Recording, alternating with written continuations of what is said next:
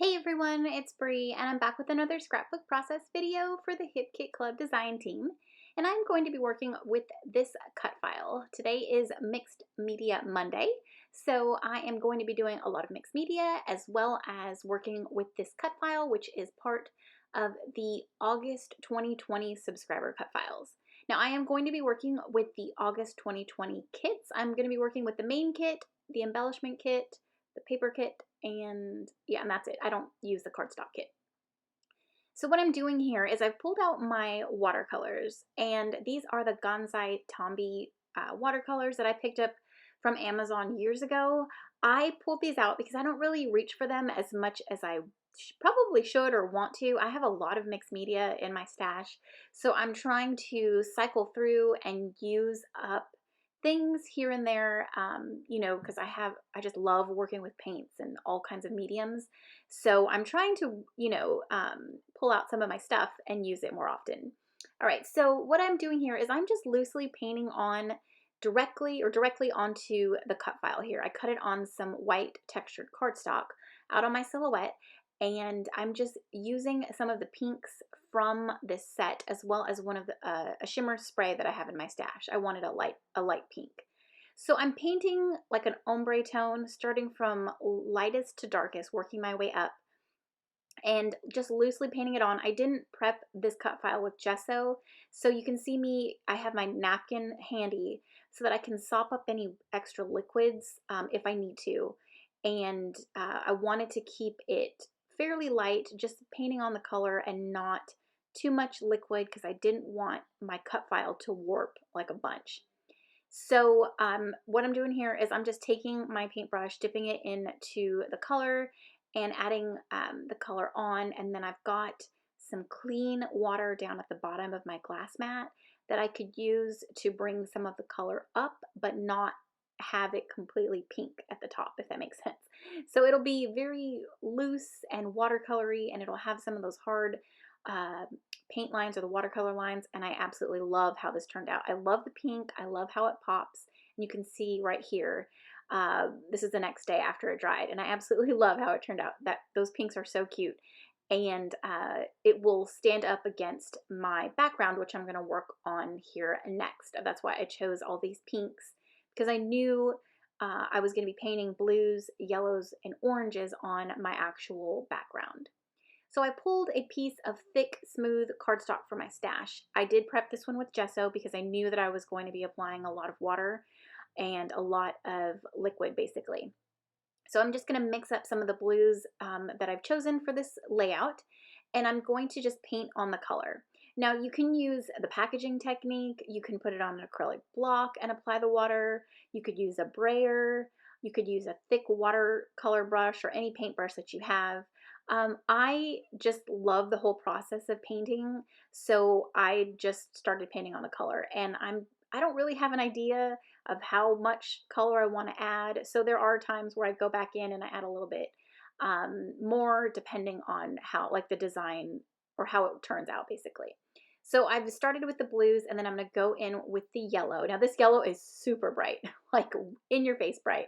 So I am going to pull in like a darker tone of yellow just to kind of fade it out. And this is where I've pulled one of my wider brushes to help kind of spread that color. I didn't want the blue and the yellow to mix. I did not want green.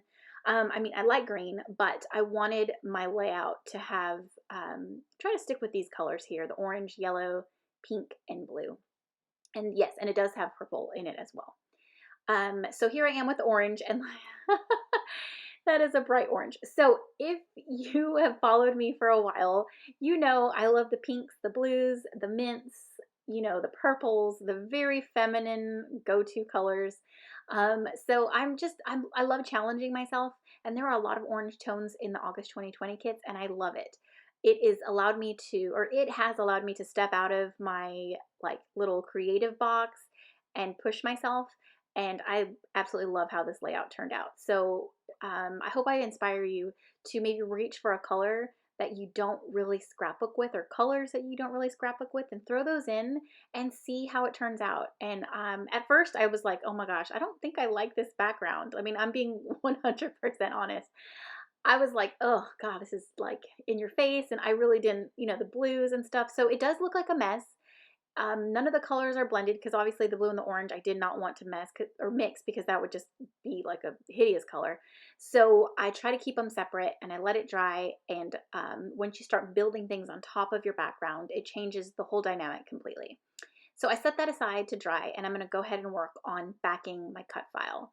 Um, there are several ways to back a cut file. You can let the silhouette do the work for you, and you can offset the letters and have the silhouette cut them out, and you just paste it down. I didn't know what I was going to back the cut file with originally, so I just went ahead and took the positive pieces of the cut file, traced them out on the pattern paper, and I'm fussy cutting the letters out. So it's super simple. You can do it however you want. There are people that glue the actual cut file onto the pattern paper and trim around it. So there are several ways. You do whatever works best for you. So there is my backed cut file. I did add some highlights with some white pen, and then I did just show y'all my background completely dry. Now I originally had my paint a different way. So the blue was on the left and the yellow on the bottom and the orange on the top right. But I didn't like that because I chose the pattern paper that was yellow to back that cut file. So the way I had it oriented, it was sitting on top of yellow and orange, and I didn't like that. I like contrast. I like things, unless I'm doing like a monochromatic layout, I don't mind that. But the fact that I wanted it super colorful and wanting the cut file to pop off the page and not look too busy and not look like it's getting lost, I turned it to the left. That way most of it could sit, or at least the yellow portion of my cut file could sit on top of the blue paint. I hope that makes sense. Okay, so I'm using this pattern paper. It is called Rainbow Sherbet to back my photo, just to create a little mat. And then I'm going to distress the edges just to give it some interest. I didn't add my vellum like I usually do. I don't know why I skipped that. I skipped that step, but that's okay. So now the reason why I chose this specific cut file is because of the pictures that I'm scrapbooking today. Now I took these pictures, I think this was August 30th, maybe? I think it was the 30th, or maybe it was no, it was either the 28th or the 29th. I can't remember. Oh, and before I move on, I do back most of my cut files using foam tape. I like everything to have some dimension, so I added a bunch of Scotch tape to the back and I applied that down. And for my title, I'm mainly using the cut file as my title, and then I'm adding onto it using the exclusive puffy alphas that come in the main kit. So my title is Keep Calm and Play Outside. Back to my photos. But so I chose this specific cut file and title because of what's going on in the photos. That photo is the day after Hurricane Laura had passed through us and did her damage.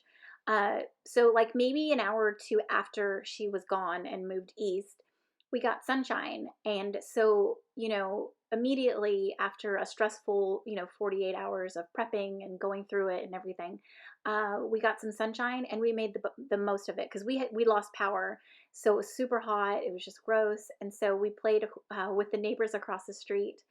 We love her and her little cousin. So we played Foursquare, or the kids played Foursquare. I played a little bit, but they mainly played. So it was mainly like keep calm and play outside. Now, this cut file comes with like a video game controller, and my kids are huge gamers, like love to game. But since we didn't have power, we're like, okay, let's relax. We didn't get hit as hard as we thought we were. At least Northwest Louisiana didn't. But so it was just like, okay, just go relax. Let's play outside. Let's make the most of it. Everybody's okay. And that's what we did. So I just thought it was a great a great cut file, and then a good addition to my title using those puffy alphas. So while I was rambling on, I fussy cut some of those florals from the Just a Wallflower exclusive paper from the paper kit. And then I'm using the exclusive Life is Awesome floral ephemera. I think that's what it's called. No, Awesome Life. Totally backwards. Awesome Life ephemera. And I'm just creating little layers with all of the florals I'm using some of the chipboard florals from the Awesome Life chipboard sticker set that comes in the main kit, and I am adding some tangled thread in some areas. But now you can see it all come together. It did take me a little bit to figure out what florals I wanted to add.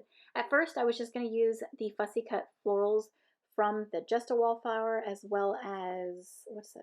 Oh, Petal Pushers, which is another pattern paper that has a bunch of floral pieces on it. I cut some florals out of that paper, but I wasn't going to include those, the Awesome Life floral ephemera until like I started playing with it more and I felt like I needed more bright colors. So that's why I pulled some of those, and I love how it turned out. I'm so pleased with how the layered up flowers look, and the mixed media and that cut file, and just the whole basis of this layout. It really, I don't know, I just love this layout so much.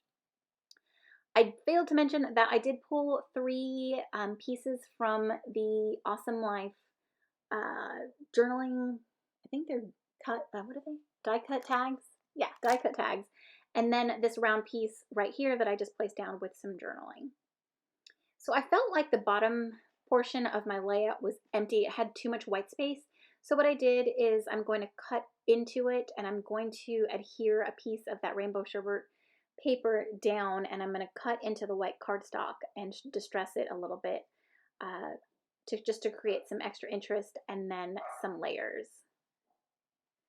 All right, so that's what I'm doing here. I'm just adhering it down and keeping it level with the bottom of my white cardstock, and that's me cutting into it. I know sometimes it's a little nerve-wracking when you do that. The very first time I tried this technique, I did get a little scared, like, oh my gosh, what am I doing? What if I mess it up? But the fun part is you can always distress it to make it look like, okay, this is what I meant to do. You can throw it through your sewing machine, add some extra stitching, and it just gives another little pop of color and an extra added interest right there. And I love how that turned out. I think I've said that about 15 times, so I'm sorry. But yeah, this was so much fun to create. And I hope that I've inspired you in some way today to step out of your comfort zone and to try some mixed media, play with a color you usually don't play with. Maybe there's a product in one of your kits that you usually wouldn't reach for, or you're kind of like, I don't know what to do with this piece. Like, center your layout or your project around that and see what you come up with. I am going to add a little extra floral cluster here. I felt like that little section was a little empty, and this kind of just tied everything together. And I am going to bring in the Nuvo drops that come in the main kit, and I'm going to practice real fast on my mat, which I love. I love that glass media mat. The thing is a lifesaver.